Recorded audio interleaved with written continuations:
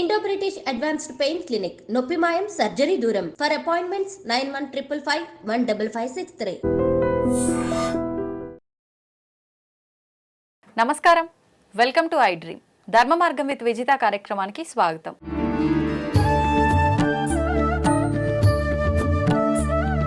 ప్రస్తుతం మనతో పాటు ఉన్నారు ప్రముఖ ఆధ్యాత్మికవేత్త, ప్రముఖ జ్యోతిష్య పండితులు సుభాష్ శర్మ గారు. ఇప్పుడు వారితో మాట్లాడిద్దాం. నమస్కారం గురుగారు. గురుగారు, విద్యార్థులు అనేసరికి చదువుతో పాటు జ్ఞానం, ఈ రెండు కూడా వాళ్ళకి సమృద్ధిగా ఉండాలి అని అంటే అమ్మవారి అనుగ్రహం ఉండాలి. సరస్వతి అమ్మవారి అనుగ్రహం ఉంటేనే జ్ఞానమైన చదువైనా కూడా వాళ్ళకి ఖచ్చితంగా సిద్ధిస్తుంది. అయితే ముఖ్యంగా అమ్మవారికి సంబంధించిన రోజులు అనంటే అందరూ జరుపుకునేది వసంత పంచమి రోజు. అమ్మవారికి సంబంధించి విద్యార్థులు కొత్తగా అక్షరాభ్యాసం చేయించాలన్నా, కొంచెం చదువులో వెనుకబడి ఉన్న వాళ్ళకి ఏదైనా ప్రత్యేకమైన పూజలు చేయించాలన్నా కూడా ఆ రోజు చేస్తూ ఉంటారు. మరి ఈసారి వసంత పంచమి ఫిబ్రవరి 2, 3 అనే సందేహం చాలా మందిలో ఉంది. ఏ రోజున రాబోతుంది, ఆ రోజు ఎటువంటి విధి విధానాలు ఆచరించాలి? శ్రీమాత్రే నమః. శ్రీ గురుభ్యో నమః. మాతామరకతస్యా మా మాతంగి మదశాలిని కుర్యాత్ కటాక్షం కళ్యాణి కదంబ వనవాసిని. వసంత పంచమి అనేటటువంటి ముహూర్తము చాలా అద్భుతమైనటువంటి ముహూర్తము. ప్రతి మనిషి జీవితంలో కొన్ని అద్భుతమైనటువంటి యోగాలు, ముహూర్తాలు అనేటటువంటివి దివ్యంగా వస్తూ ఉంటాయి. అది జ్యోతిష శాస్త్రంలో ఏంటి అంటే మనిషి జీవితాన్ని మార్చుకోవడానికి, అంటే జాతకంతో సంబంధం లేదు, మనకు వేరే ఇతర విషయాలతో సంబంధం లేదు, మన జీవితాన్ని ఉద్ధరింపజేసుకోవాలి, చాలా అద్భుతంగా మన జీవితం అనేటటువంటిది వృద్ధిలోకి రావాలి అనే ఒక కాన్సెప్ట్తో కొన్ని ముహూర్తాలు వస్తాయి. అందులో ది బెస్ట్ ముహూర్తం ఏంటి అంటే వసంత పంచమి. వసంత పంచమి అనేటటువంటిది కేవలం విద్యాభ్యాసానికే కాకుండా విశేషంగా పెళ్లిళ్ళ ముహూర్తాలకు కూడా వసంత పంచమి అనేటటువంటిది పెట్టినటువంటిది పేరు. రోజు వివాహం చేసుకుంటే ఆ జంట కలకాలం వర్ధిల్లుతుంది, కలకాలం అన్యోన్యంగా ఉంటుంది అని శాస్త్ర ప్రతీక కూడా. అంటే ఆ రోజున తిథి, వార, నక్షత్ర, ముహూర్త యోగాలతో సంబంధం లేకుండా ఇక అది వసంత పంచమి అంటే ఆ రోజున పెళ్లి ముహూర్తం పెట్టవలసిందే అని శాస్త్ర ప్రతీక. ఆ రోజున ఎవరైతే వివాహం చేసుకుంటారో వాళ్ళు జీవితాంతం కలిసి ఉంటారు, అన్యోన్యంగా ఉంటారు అనేటటువంటిది కూడా చాలా మంది విశ్వసిస్తూ ఉంటారు. అలాగే ఈ వసంత పంచమి చదువులకు పుట్టినరోజు అని కూడా చెప్పుకుంటాం. అలాగే సరస్వతీదేవిని ఆరాధించేటటువంటి రోజుగా కూడా మనం చాలా మట్టుకు గమనిస్తాం. అయితే ఇందులో చాలా మట్టుకు 2వ తారీఖు 3వ తారీఖు అనే సందిగ్ధంలో ఉన్నారు. ఏ తిథి అయితే ఎక్కువ సమయ కాలం ఉంటుందో, అంటే 6 గంటల కంటే ఎక్కువ సమయం ఏ తిథి అయితే ఉంటుందో ఆ తిథిని మనం ప్రధానంగా తీసుకోవాలి అనేటటువంటిది శాస్త్ర ప్రతీక. కొంతమంది సూర్యోదయానికి ఉంది కాబట్టి ఈ రోజు కూడా మనము వసంత పంచమిగా భావించాలి అని చెప్పి చాలా మంది అనుకుంటారు. అది వాస్తవమే. అయినప్పటికీ ఆ తిథి ఎన్ని గంటల వరకు ఉంటుంది? మనకు 24 గంటలు ఉన్నాయి. 24 గంటల్లో కనీసం హాఫ్ డే అంటే 6 గంటలైనా ఒక తిథి సంపూర్ణంగా ఉండాలి. అయితే దాన్ని మనం పూర్తిగా పాటించడానికి అవకాశం ఉంటుంది. 2వ తారీఖు మధ్యాహ్నం 12:05 చతుర్దశి వెళ్ళిపోయి పంచమి ప్రారంభం అవుతుంది. ఎప్పుడు? ఆదివారం 2వ తారీఖు. ఆ తిథి మళ్ళీ తెల్లవారితే మంగళవారం రోజున ఉదయము 10:35 వరకు ఆ తిథి ఉంటుంది. ఇక్కడ ఉదయ కాలానికి మనకు సూర్యోదయం 6:05 మంగళవారం రోజు అవుతుంది. ఒకవేళ 6 గంటల నుంచి మనము లెక్క వేసుకున్నా ఆ తిథి కేవలం 4 గంటల సమయం, అంటే 4:35 సమయం వరకే ఉంటుంది. అంటే కనీసం 6 గంటలు కూడా ఉండట్లేదు. కాబట్టి ఏ రోజున మనం తిథి వసంత పంచమి పాటించాలి అంటే ఆదివారం రోజున వసంత పంచమి పాటించాలి, 2వ తారీఖు రోజున. అలాగే ఆ రోజున సాయంకాలం ప్రదోష కాలంలో పంచమి అనేటటువంటి చాలా విశేషమైనటువంటి ముహూర్తం. దాన్ని ప్రదోష పంచమి అని పిలుస్తూ ఉంటారు. ఆ ప్రదోష పంచమి చాలా అద్భుతమైనటువంటి యోగాలను మనకు అందించేటటువంటి యోగము. అలాగే ఈ వసంత పంచమి రోజున ఏం చేస్తే బాగుంటుంది అంటే చాలా మట్టుకు విద్యార్థులకు విద్యాభ్యాసం చేయించడానికి, అంటే చిన్న పిల్లలకు అక్షరాభ్యాసం చేయించడానికి జ్ఞాన సరస్వతి దేవాలయం అయినటువంటి బాసర క్షేత్రానికి వెళ్తూ ఉంటారు. అలాగే దగ్గరలో మన ఎక్కడైతే అమ్మవారి క్షేత్రం ఉంటుందో అక్కడికి కూడా చాలా మంది వెళ్తూ ఉంటారు. అయితే ఎవరైతే అక్షరాభ్యాసం చేయించేటటువంటి తల్లిదండ్రులు ఉంటారో వాళ్ళు ఆ రోజున ఎస్పెషల్లీ వెళ్తుంటారు. ఎవరికైతే చదువు అనేటటువంటిది వంటబట్టడం లేదో, ఎంత చదువుకున్నా జ్ఞాపక శక్తి ఉండట్లేదు అని అనుకుంటారో ఆ రోజున వసంత పంచమి రోజున సరస్వతి లేహము లేదంటే సరస్వతి చూర్ణము అని చెప్పి ఇస్తూ ఉంటారు. ఆ సరస్వతి చూర్ణం అనేటటువంటిది పిల్లలకు తినిపించడం ద్వారా వాళ్ళకు జ్ఞాపక శక్తి పెరుగుతుంది. అలాగే చాలా మందికి నత్తి అనేటటువంటిది ఉంటూ ఉంటుంది, అంటే తడబడుతూ మాట్లాడడం మాటలో అనేటువంటి స్పష్టత స్పష్టత లేకపోవడం. అలాంటి వారికి కూడా ఈ వసంత పంచమి రోజున సరస్వతి చూర్ణము అనేటటువంటిది ఇవ్వడం జరుగుతుంది. ఉమ్, అది తినిపించడం ద్వారా పిల్లలకు జ్ఞాపక శక్తితో పాటు వాళ్ళు ఎవరైతే స్పష్టంగా మాట్లాడలేనటువంటి వాళ్ళు ఉంటారో వాళ్ళు కూడా స్పష్టంగా మాట్లాడడానికి కూడా అవకాశం ఉంటూ ఉంటుంది. ఉమ్, అదే రోజున నాలుక మీద శ్రీకారం రాస్తూ ఉంటారు. ఎవరికైతే నత్తుందో లేదా మాటలు అంటే వయసు పెరుగుతున్న కొద్ది మాటలు ఎవరికైతే రాకుండా అంటే ఆలస్యంగా మాటలు వస్తాయి చూసారా, ఉమ్. అలాంటి వారికి కూడా బంగారపు పెన్ను అంటే బంగారపు పెన్ను ఉంటుంది. ఆ బంగారపు పెన్నుతో ఆ నాలుక మీద శ్రీకారం రాస్తారు. ఇప్పుడు ఇది కుటుంబ సభ్యులే రాస్తారా గురుగారు, పురోహితుల పురోహితులు సమక్షంలో? రాస్తారు. ఉమ్, నాలుక మీద రాసేది పురోహితులు. ఓకే. అక్షరాభ్యాసం చేయించేది ఎవరు అంటే పురోహితుడు మంత్రం చెప్తూ ఉంటాడు. ఉమ్, ఉమ్, తల్లిదండ్రులు ప్రపంచంలో పిల్లలకు మొట్టమొదటి గురువులు ఎవరు అనంటే తల్లి, తండ్రి. వీళ్ళే మొట్టమొదటి గురువులు కాబట్టి వాళ్ళ తొడల మీద పిల్లనో, అమ్మాయినో, అబ్బాయినో కూర్చోబెట్టుకొని వాళ్ళ పలక మీద ఉమ్, శ్రీకారం రాయిస్తూ ఉంటారు. ఓంకారాన్ని రాయించేసి అక్షరాలు దిద్దిస్తూ ఉంటారు. ఇది అక్షరాభ్యాసానికి పెట్టినటువంటిది పేరు. అవును. అందులోనూ చాలా మందికి తెలియనటువంటి విషయం ఏంటి అంటే వసంత పంచమి రోజు పిల్లలకైతే ఈ అక్షరాభ్యాసము ఇవన్నీ కూడా ఉన్నాయి. మరి అవును. పెద్దవాళ్ళు ఏం చెయ్యాలి? ఎలాంటి పద్ధతులు పాటించాలి అంటే ఉమ్, జాతకం దారిద్ర్యంగా ఉన్న, గ్రహస్థితి అనుకూలంగా లేదు అని అనుకున్నటువంటి వారికి, అందులోనూ మనం ఏ పని చేసినా కూడా అందులో దారిద్ర్యమే వస్తుంది. అవును. లేదా అది నష్టమే అవుతుంది. ఉమ్, మనం బంగారం ముట్టుకున్న మట్టి అయిపోతుంది. ఇలా చాలా మంది అనుకుంటూ ఉంటారు. ఉమ్, అలాంటి వారు ఏం చెయ్యాలి అంటే సరస్వతికి మరొక అవతారము మాతంగి అమ్మవారు. ఉమ్, ఈ రాజశ్యామల అని పిలుస్తూ ఉంటాము. ఓకే. ఆ రాజశ్యామల అమ్మవారి యొక్క యాగం చేయడము చాలా విశేషమైనటువంటి యోగము. ఉమ్, వసంత పంచమి రోజున ప్రతి ఒక్కరూ ఏం చెయ్యాలి అంటే జీవితంలో వృద్ధి కావాలన్నా, చదువులో వృద్ధి కావాలన్నా, జీవితంలో రాజకీయంలో ఎదగాలన్నా, సినిమా ఇండస్ట్రీలో కానీ, నాటక రంగంలో కానీ, చలనచిత్ర రంగంలో కానీ ఎదగాలన్నా, ఉమ్, అలాంటి ప్రతి ఒక్కరూ కూడా చేసుకోవాల్సిన యాగం ఏదైనా ఉంది అంటే అది రాజశ్యామల యాగము.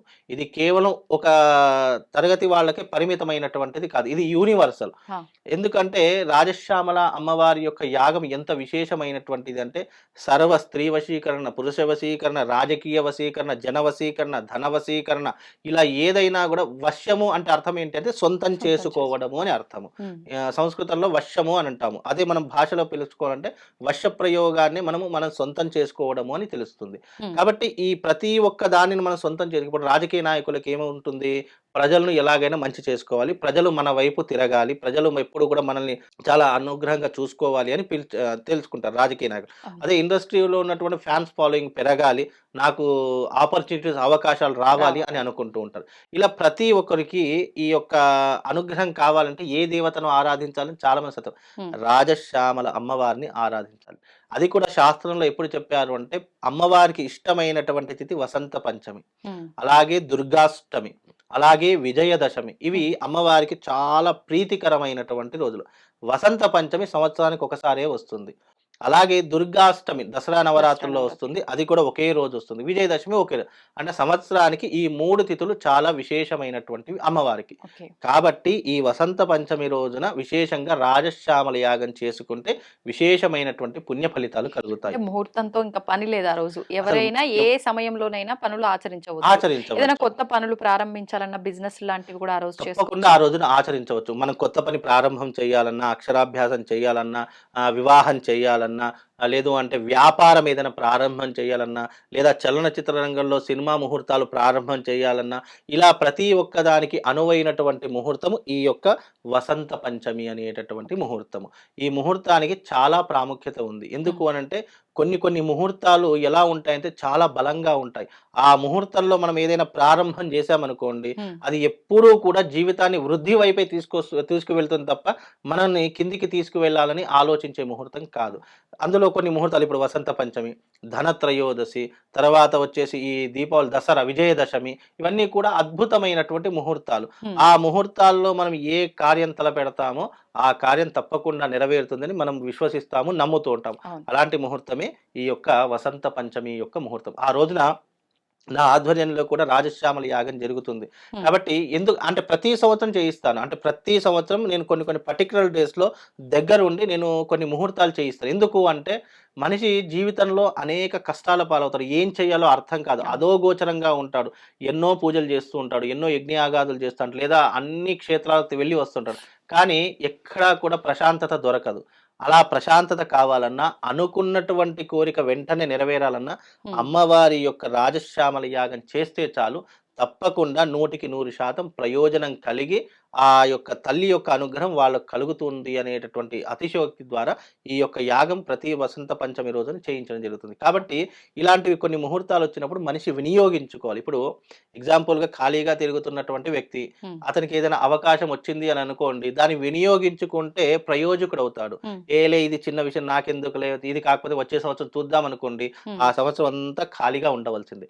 అందుకే ఎప్పుడైనా కొన్ని ముహూర్తాలొచ్చినప్పుడు మానవ జీవితంలో అవి వినియోగించుకోవాలి. హ్మ్. వినియోగించుకుంటే మనిషి వృద్ధిలోకొస్తాడు, అభివృద్ధి పదం వైపు వెళతాడు, మంచిగా అనుకున్నటువంటి విధంగా డబ్బులు, లగ్జరీ లైఫ్ అన్నీ అనుభవించగలుగుతాడు. ఇది హ్మ్. కేవలము రాజశ్యామల యాగం అనేటటువంటిది మన మనసులో ఉన్నటువంటి కోరికలను తీర్చుకోవడానికి, అంటే విద్య, ఉద్యోగము, ఆరోగ్యము, ఆ! వివాహము, సంతానము, అలాగే ఐశ్వర్యము, రాజకీయము, చలనచిత్ర రంగము, ఇలా హ్మ్. 1 కాదు, 2 కాదు, అనంతమైనటువంటి ఉపాయాలకు ఇదొక మార్గము అని చెప్పుకోవచ్చు. ఓకే. అందులోనూ ఈ వసంత పంచమి చాలా అద్భుతమైనటువంటి ముహూర్తం. హ్మ్. అందులోనూ స్పెషల్లీ ఆదివారం అందరికీ సెలవున్నటువంటి రోజే సెలవులు. వచ్చింది. ఈ అవును. యొక్క యాగం కూడా సాయంకాలం ప్రదోష కాలంలో జరుగుతుంది. చాలా హ్మ్. మట్టుకు ప్రదోష కాలంలో ఎందుకు యాగం చేస్తామంటే, మనకు బ్రహ్మ ముహూర్తం ఎంత గొప్పనైనటువంటి ముహూర్తమో, ప్రదోషకాల ముహూర్తం కూడా అంతే గొప్పనైనటువంటిది.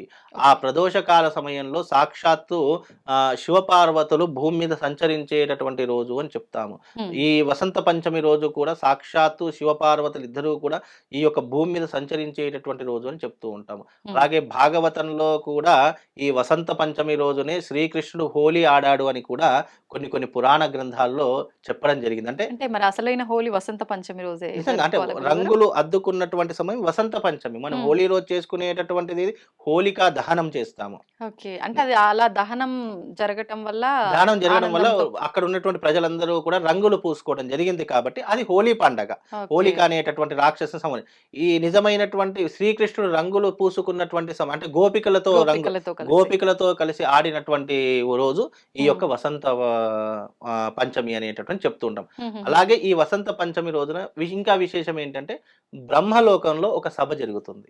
హుహు. బ్రహ్మలోకంలో ఎందుకు సభ జరుగుతుంది అంటే, మనకు రాబోయేది ఉగాది గదా! అవును. ఉగాది రోజున రాజు ఎవరు? హ్మ్. సైన్యాధిపతి ఎవరు? మంత్రి ఎవరు? సస్యాధిపతి ఎవరు? మేఘాధిపతి ఎవరు? నిరసాధిపతి ఎవరు? ధాన్యాధిపతి ఇవన్నిటికి కూడా వాళ్ళేంటంటే అధికారాన్ని ఇచ్చేటటువంటి రోజు. అంటే మనకు ఎలక్షన్స్ అయ్యి రిజల్ట్ ఎగ్జాక్ట్‌లీ. ఆ వచ్చినట్టుగా ఆ ఎలక్షన్స్ రోజు ఎలాగైతే మనకు ప్రారంభమే రిజల్ట్ అనౌన్స్ చేస్తారో, అవును. నువ్వు ఈ మంత్రివి, నువ్వు ఈ మంత్రివి అని చెప్పి ఎలాగైతే చేస్తారో, అలాగే ఆ రోజున హ్మ్. అందరికీ కూడా అంటే నవగ్రహాలన్నిటిని కూడా కూర్చోబెట్టేసి బ్రహ్మలోకంలో సభ జరిగి, నువ్వు హ్మ్. రాజువి అంటే ఈ సంవత్సరం అంటే ఉగాది రోజున రాజు ఎలా నిర్ణయిస్తారంటే, ఆదివారం వస్తే సూర్యుడు రాజుగా ఉంటాడు. హుహు. సోమవారం వస్తే చంద్రుడు రాజుగా ఉంటాడు.